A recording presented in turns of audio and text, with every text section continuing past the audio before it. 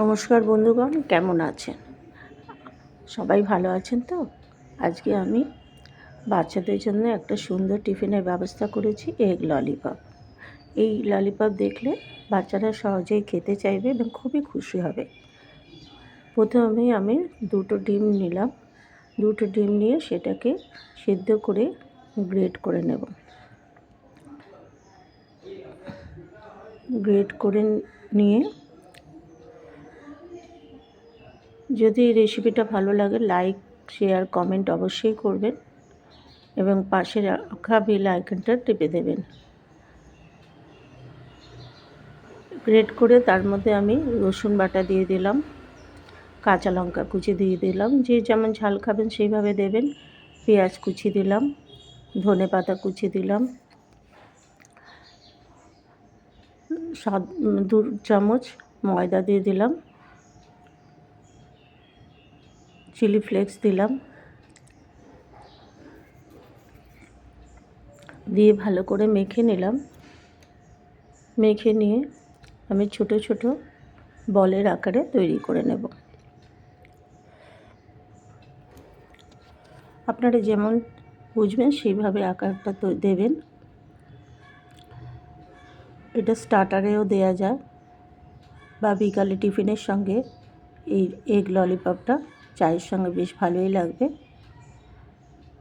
আমি এইভাবে ছোট ছোট বল তৈরি করে নিলাম।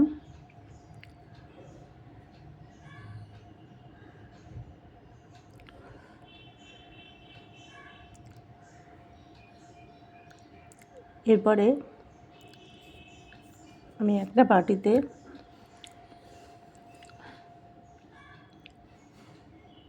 ময়দা নেব, নুন দিলাম, চিলি ফ্লেক্স দিলাম, দিয়ে ভালো করে মিশ্রণ করে নিলাম, ভালো করে মিশিয়ে নিলাম। এবারে ব্রেড ক্রাম্বস নিলাম এবং এক একটা বল আমি ওই ময়দাটা দিয়ে ব্রেড ক্রাম্বসে কোট করে নিলাম। এইভাবে প্রত্যেকটা আমি ব্রেড ক্রাম্বস দিয়ে বলগুলো রেডি করে ফেললাম। এবার তেলটা আমি গরম করব। আমি খুব একটা বেশি গরম করব না, তাহলে পুড়ে যাবে। আমি হালকা গরম তেলের মধ্যে আমি বলগুলো দিয়ে দেব।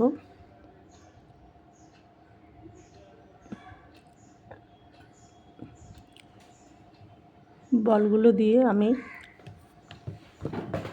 হালকা করে নাড়ব যাতে না ভেঙে যায়। এটা খুবই সুস্বাদু এবং মুচমুচে, খুবই মুচমুচে স্ন্যাক্স তৈরি হয়ে যায়।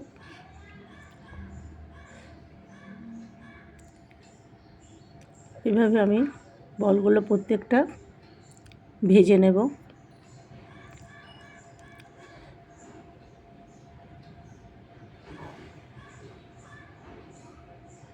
সবাই প্লিজ একটু লাইক করতে তো বেশি সময় যায় না, লাইক সাবস্ক্রাইবটা অবশ্যই করবেন। সবাই খুব কষ্ট করে ভিডিওটা তৈরি করে।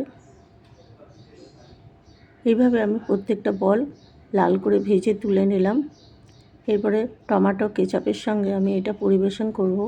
একটা ভেঙে দেখাচ্ছি, দেখুন খুবই সুন্দর স্ন্যাক্স তৈরি হয়ে গেল। এটা খুবই ভালো লাগে খেতে। সবাই ভালো থাকবেন, সুস্থ থাকবেন, সাবধানে থাকবেন। ধন্যবাদ।